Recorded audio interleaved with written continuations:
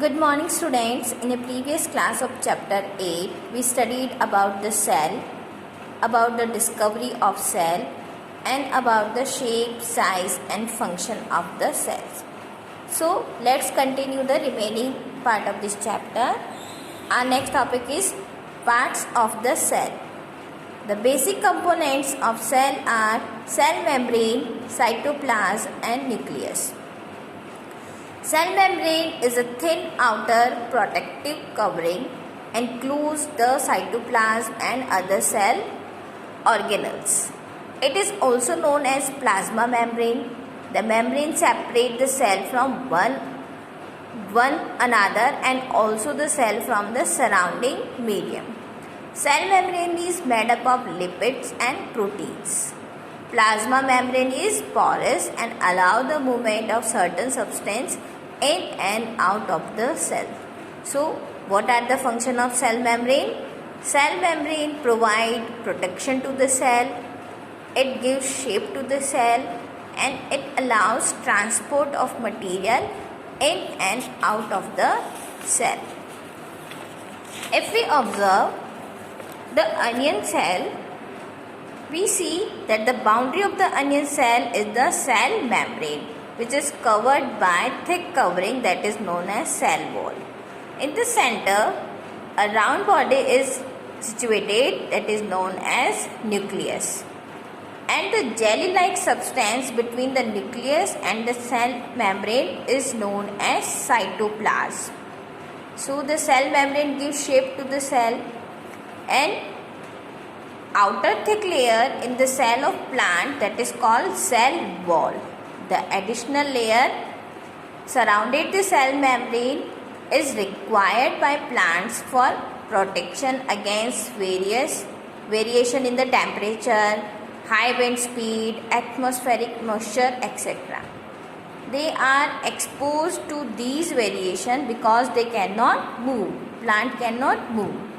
So, cells can be observed in a leaf peel of Tedescantia, in a Elodea or in a Rohio.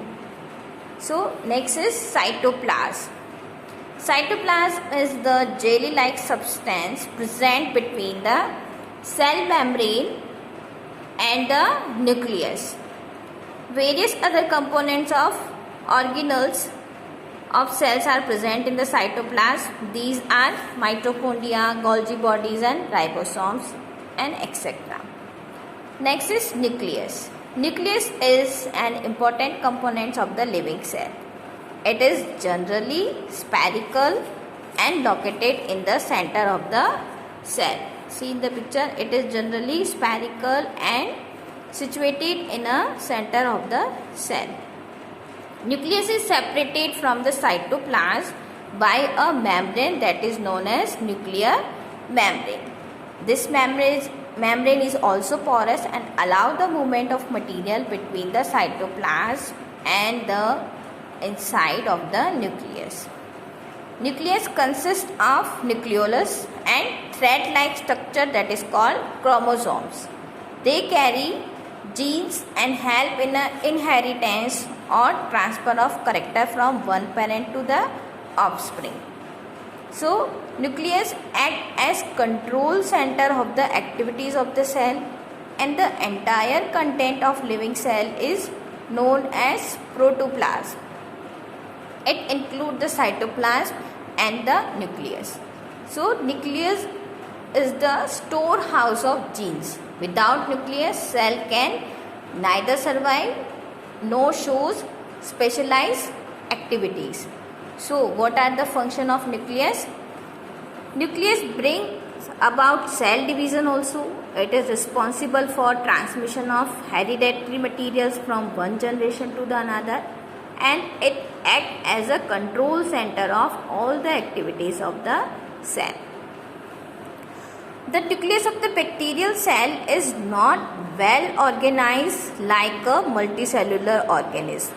There is no nuclear membrane. So, the cell having nuclear material without nuclear membrane, they are known as prokaryotic cells and the organisms are known as prokaryotes. For example, bacteria and blue-green algae.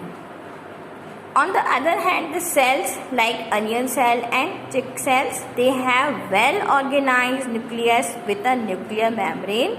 They are known as eukaryotic cells, and the organisms are known as eukaryotes.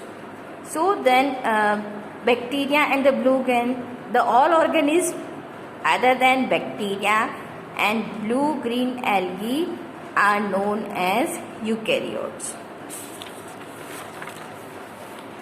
So in the onion cell, the blank looking structure is present, that is known as vacuoles. Chick cells also have smaller vacuoles, but large vacuoles are common in plant cell.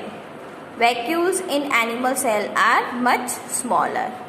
In the Tradescantia leaf, we can see the plastids. Plastids contain green pigment that is called chlorophyll. Green colored plastids are called chloroplast and they provide green color to the leaves.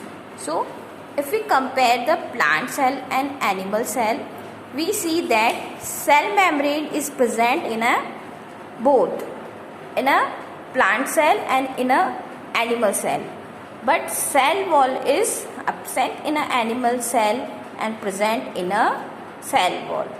Nucleus is present in both in a plant cell and in an animal cell. Nuclear membrane is also present in both. Cytoplasm is present in both. Plastids are present in plant cell, but they are absent in a animal cell. Vacuoles are present in a plant cell, but in an animal cell either they are absent and either they are very small. So animal cell does not have any cell wall, but plant cell has a cell wall. Plastids are absent in an animal cell, but plastids are present in a plant cells. Vacuoles are either absent or very small in an animal cell, but vacuoles are present in a plant cells. Animal cells are generally small in a size, but plant cells are larger than the animal cell. So students, your chapter is complete. I hope you understood this chapter. Read this chapter carefully and try to find the answer of this chapter.